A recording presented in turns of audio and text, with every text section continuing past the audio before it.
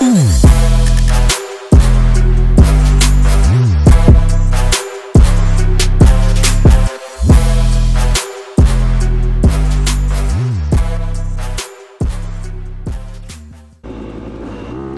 guys, welcome back to another video. I hope you all are having a great day. And today we're looking at 2-strokes and 4-strokes. Which one is better? The big question and argument that everybody has. Which is better, you know? So later on in this video, I'm going to be doing a giveaway for 1,000 subscribers. So stay tuned for that. And don't forget to subscribe and like this video if you like it. And yeah, we'll get right into this. So right now this bike that I'm riding is a 2019 YZ250X, and that's of course the Yamaha 2-stroke. And then this is the National Enduro in Louisiana. And so we'll get right into the benefits of the 2 and 4 strokes. So with a 4-stroke, they have the smooth power, and the power is always there and you can always rely on it, and it's just going to be there when you need it, and you don't really have to clutch it. You can just kind of roll on the throttle and just kind of make those little adjustments, whereas the 2-stroke, it's going to be snappy, a little bit harder to control maybe, and maybe a little bit harder to get traction, and you may have to clutch it to really get in like the meat of the power. And then also the industry is putting all the upgrades on the 4-strokes, and they're putting all their money in investing in the 4-strokes, and just kind of going towards the 4-strokes. KTM is really the only one coming out with new stuff. They just released their 2020 line here recently, and now they have the XC models with the TPI, which is pretty much the fuel injection for the 2-strokes. So that's going to be pretty cool. But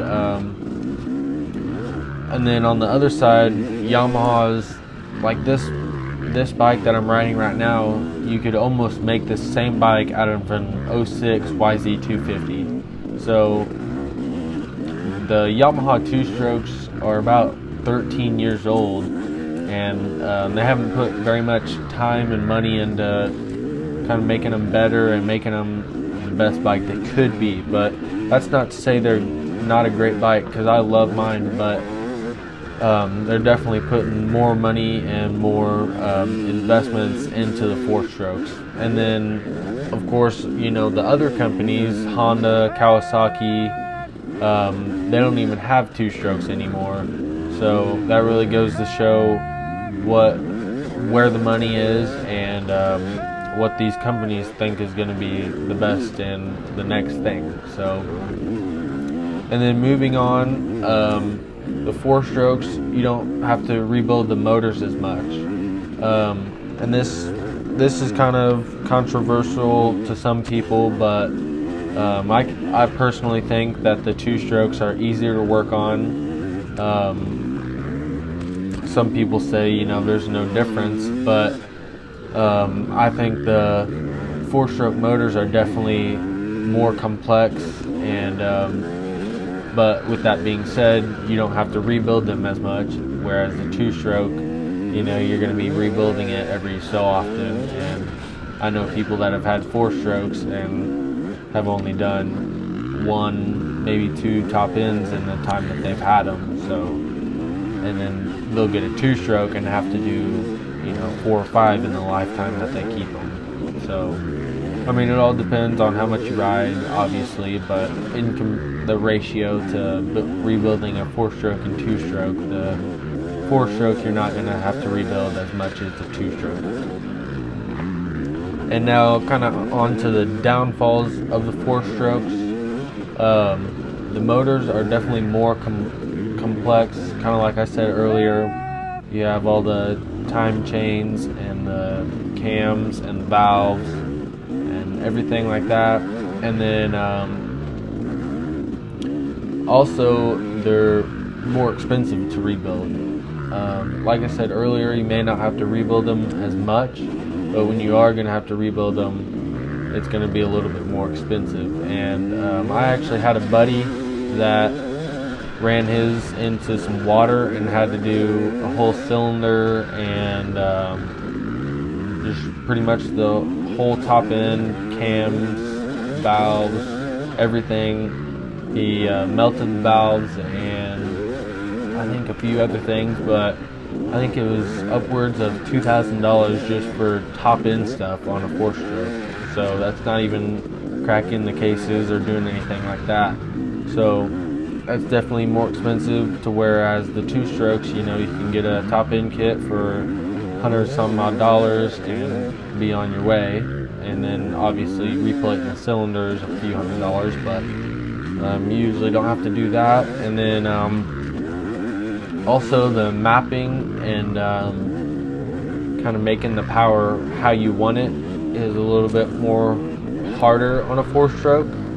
On the 2-strokes, you can just change your jets and make the power how you want it, whereas the 4-stroke, you have to either have a mapping tool or like a computer, take it to a shop, and then, but the good thing is on these new 4-strokes, the Yamahas, you can just plug it up to your phone and it makes it super easy, maybe even easier than jetting a 2-stroke, you know. So that is kind of going away as a downfall to 4-strokes, but it is still there for KTMs and, you know, the rest of the brands other than Yamaha. They're the only ones so far with this tuning app on your phone that you can download and tune it super easy.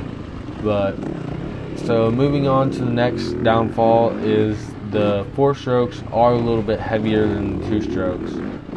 And with this being said, they are trying to make them lighter, and they do get lighter almost every year, and they do get better almost every year, but they are still a little bit heavier than the 2-strokes usually.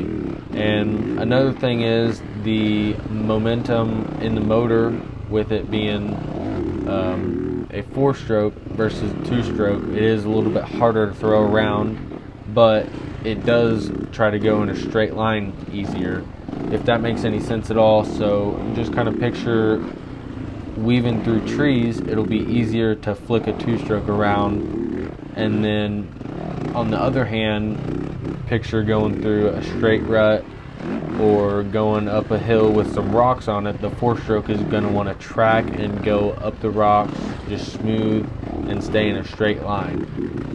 But then with the 2-stroke, it may be a little bouncy, or not bouncy, but just a little more twitchy, and you may want to try to skate a little bit on you and break traction.